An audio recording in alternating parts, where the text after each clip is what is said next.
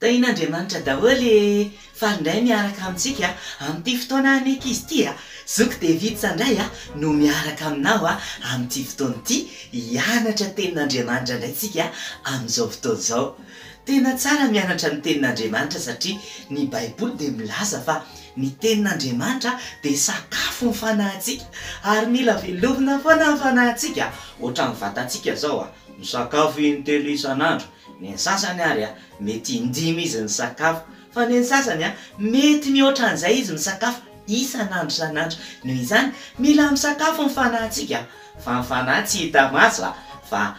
ny tenin'Andriamanitra nefany no mamelona ny fanahintsika. Ie, izantsika zao no mahafantatra hoe misy firenena miady amin'izao fotoana izao. Amintsika miteny zao misy firenena miady. Dia ny firenen'ny Russia sy ny firenen'ny Ukraine miady ry zareo amin'izao fotoana izao. Dia be dia be ny antony mampiady an'zareo fa tsy izany aloha ny resantsika androany, fa taloha koa tamin'ny andron'ny Baiboly dia misy firenena ohatran'izany ihany koa manafika firenena hafa. Ohatra hoe tamin'izany fotoana izany zao misy firenen'ny Syriana manafika ny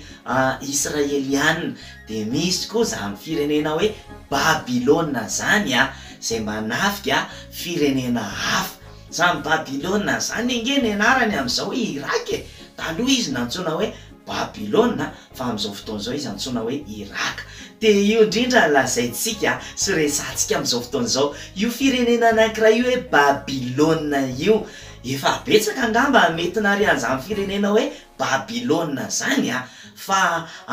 voalaza matetika ao anaty Baiboly mantsy izany firenena izany. Inona ary ny zavatra nitranga tamin'izany fotoana izany rakizy ny zanak'Israely dia nantsoina ihany koa hoe Joda na firenen'ny Joda. Dia tamin'izay fotoana izay nanao izay tsy nety teo anatrehan'Andriamanitra amin'ny firenen'ny Joda dia nofaizin'Andriamanitra ry zareo tamin'ny alalan'ireo firenena manodidina anazy dia asain'Andriamanitra manafika azy ireo mba ho faizina satria tian'Andriamanitra ny zanak'Israely hitodika amin'Andriamanitra foana, tsy hivavaka amin'Andriamanitra fa tsy hanao zavatra ratsy. Dia ny zavatra nitranga tamin'ity fotoana ity nanafika amin'ny firenen'ny Joda ny firenen'ny Babilôna. Dia rehefa nanafika zareo dia resiny zareo ny firenen'ny Joda tamin'izany fotoana izany. Rehefa resiny firenen'ny Joda dia ny mpanjakan'ny Babilôniana tamin'izany fotoana izany mantsy dia nantsoina hoe Nebokadnezara. Zany mpanjakan'ny Babilôniana zany Nebokadnezara. Dia nanafika firenen'ny Joda zareo. Dia ozy izy ilay mpanjakan'ny Babilôna hoe alaivo daholo izay zavatra tsara rehetrarehetra any amin'ny firenen'ny Joda. Dia nalay miaramila daholo izay zavatra tsara rehetrarehetra tany amin'ny firenen'ny Joda. Ohatra hoe nisy omby tsara tarehy tany dia nalainy zareo, nisy ondry tsara tarehy nalainy zareo, nisy rameva tsara tarehy nalainy zareo, hatramin'ny fanaka sy ny volamena rehetrarehetra dia nalainy zareo. Eny fa na hatramin'ny tao amin'ny tempoly, tao amin'ny fiangonana azy dia nalainy zareo daholo izay zavatra sarobidy rehetra nideranan'Andriamanitra tao am-piangonana. Ny firenen'ny Joda mantsy mivavaka amin'Andriamanitra zareo, fa misy fotoana zareo manompo sampona manao zavatra ratsy eo anatrehan'Andriamanitra. Nefa tamin'izay fotoana izay dia nalay Nebokadnezara sy miaramilany daholo izay zavatra tsara rehetra tao amin'ny tempoly. Fa ozy koa le mpanjaka Nebokadnezara hoe zao ihany koa raha misy prince na zanak'andriana hitanareo fa mahay tsara tarehy tena manam-pahalalana dia alay fa hoentitsika makany Babilôna koa zay prince rehetrarehetra. Tena alainy zareo babo ny prince rehetrarehetra tao amin'ny firenen'ny Joda rankizy. Rehefa nalainy zareo babo dia netiny zareo nakany Babilôna daholo zany rehetrarehetra zany. Fa reo prince na zanak'andriana reo dia tsy hoe ny babo dia nalefany zareo tany amin'ny prison, tsy nalefany tany amin'ny prison, tsy nalefany tany amin'ny tranomaizina, tsy nigadraina reo, fa nomeny toerana anankiray tsara izy ireo dia nasainy mianatra mianatra teny arabo, mianatra teny pirenena hafa, mety mianatra miady na ampianarina zavatra be deaibe izy ireo satria ozy izy Nebokadnezara hoe ataoko manampy ana amin'ny fanjakana reo ndray androany rehefa mahay tsara de manampy ana amin'ny fitondrana fanjakana satria za mitondra fanjakana zany rakizy de mila olona mpanolo-tsaina foana, mila manolo-tsaina fa tsy ampiny hoe izy mpanjaka de izy rery fa tsy maintsy manontany hevitr'olona izy hoe ahoana ny fanaovana an'izao de ahoana ny fanaovana an'izao de nitanjony amin'ireo prince sy zanak'andrianareo de ataony manampy anazy mitondra amin'ny fanjakana. Noho izany mila karakaraina tsara le prince de inona natao anazy omena sakafo avy amin'ny sakafo ny mpanjaka zany hoe zay hoan'ny mpanjaka zany no hoanin'izy ireo. Fantatrareo loatra rakizy ny sakafo ny mpanjaka zany fa tsara be sakafo ny mpanjaka zany ary tena be deaibe zany sakafo ny mpanjaka zany, tsy sakafo ohatran'ny sakafon'ny olona rehetra fa tena afaka mihinana zay tiana zany mpanjaka zany. Kanefa n'izao reo sakafo ny mpanjaka reo de tsy mihinana andreo mpanjaka raha tsy atena any amin'ny sampy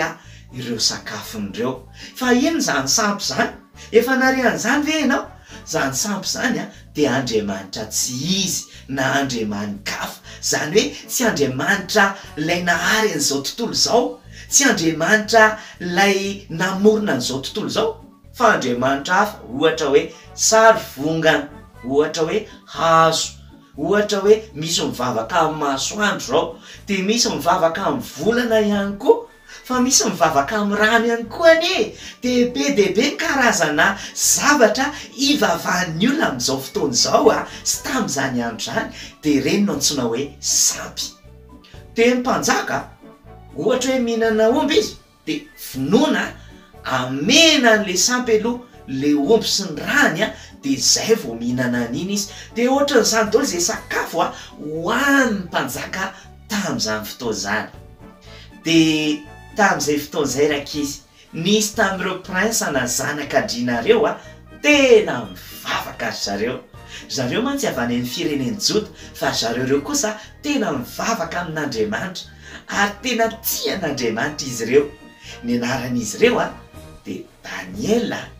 de Sadraka, Mesaka ary Abednego. Efa narehan'izany anarany zany ve ianao? Mino ve efa narehan'izany anarany zany sasany tamintsika? Daniel, Sadraka, Mesaka ary Abednego. De izy efa adareo tena mivavaka ary tena tia an'Andriamanitra. Rehefa tonga ary ny fotoana anankiray de karakaraina tsara zareo. Fa zao ny zavatra nitranga niteny tam'le mpikarakara anazy zareo, niteny zareo hoe zahay aza omena sakafo avy amin'ny sakafo ny mpanjaka fa zay tsy te handoto ny tenanay amin'ny sakafo ny mpanjaka. De ozy izy le mpikarakara zareo de ahoana zany raha ohatra hita amin'ny mpanjaka lasa mahay kely nareo de be dia raha ohatra hita amin'ny mpanjaka hoe lasa kelikely nareo de zany be de zany ndray mety ho voasazy fa alao haninareo ny sakafo avy amin'ny sakafo ny mpanjaka fa tena tsy mety zany. De ozy izy efatra amin'ny rahalahy Daniel, Sadraka, Mesaka ary Abednego. Zao ary legioma menanay, reny anana reny menanay fa aza omena avy amin'ny sakafony mpanjaka zay. De ozy ihany le mpikarakara anazy tsy mety zany fa aleo nareo mihinana andreo sakafo tsara nge sakafo ny mpanjaka. De ozy zareo zay tsy hinana andreo fa zao ary atao hoe andramo mandritra ny 10 andro mandritra ny 10 andro andramo de raha ohatra hoe mahay kely zay de tsy maninona ameo sakafo ny mpanjaka. Fa raha ohatra kosa tsy mahay kely zay de avelao zay hinana an'ireny legioma reny na sosety na voatavo na courgette na zay zavatra legioma na karoty na ovy zany omena anay.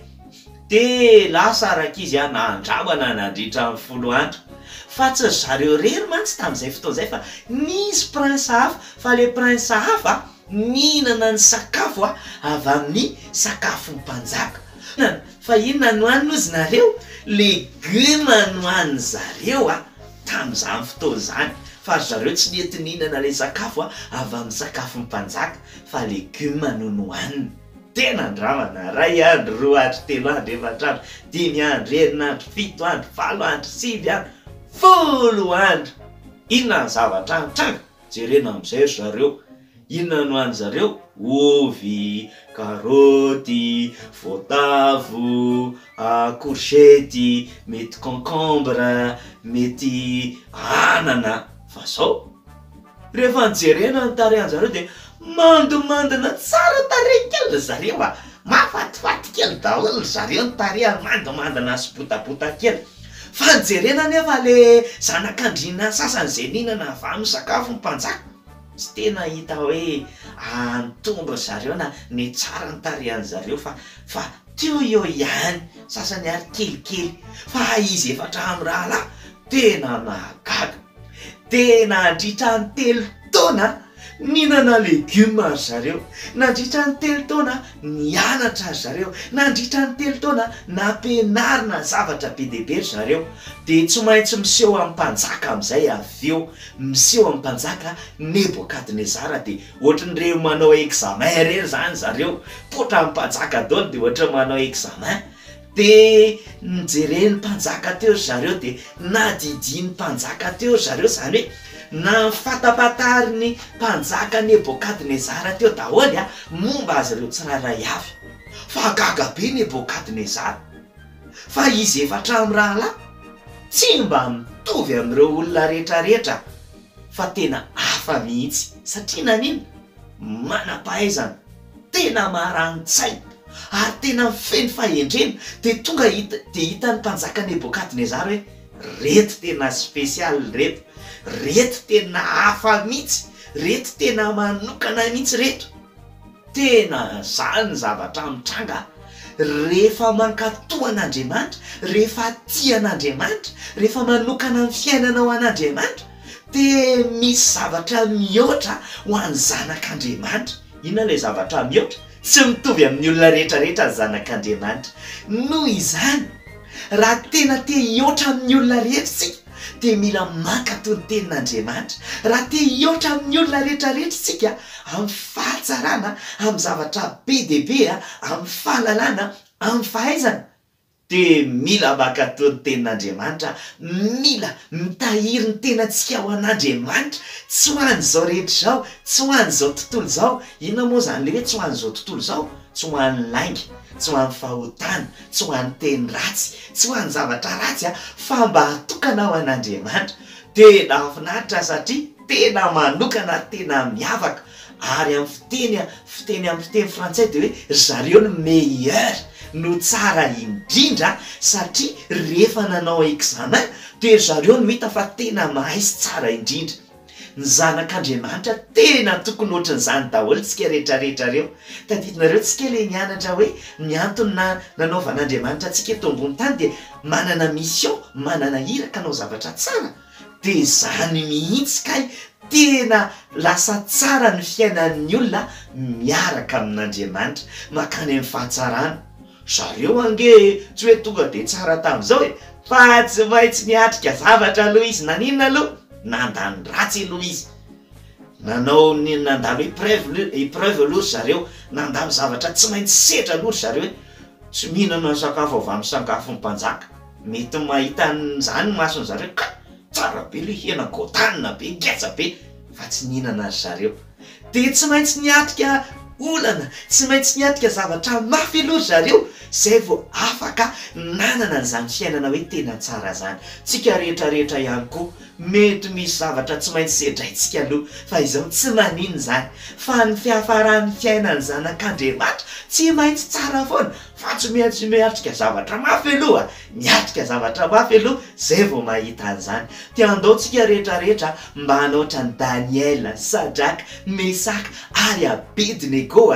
tsy mety manao ny ratsy zany nefa fantatra hoe zavatra ratsy io de tsy mety manao dia andaontsika ohatran'izany fa ny fiafarantsika tsy maintsy tsara foana tsy maintsy meilleur ianao amin'ny fiainana rehefa manao an'izany fiainana zany mino fa ohatr'izany daholo indraytsika manomboka androany mandany ratsy tsika raha misy mampirisika hiteny ratsy aza miteny ratsy raha misy mampirisika angalatra aza mangalatra raha misy mampirisika andainga andaotsy ianao an'izany fa tsy maintsy ho tsara ny fiafarany fiainantsika miaraka amin'Andriamanitra mino fa nandray lesona daholo ie mandray lesona daholo na ny olon-dehibe na ny ankizy dia mandray lesona daholo tahian'Andriamanitra daholo antsika amin'ny manaraka indray mitotsika amin'ny tantarany Daniela dia Sadraka Mesaka ary Abednego tahian'Andriamanitra daholo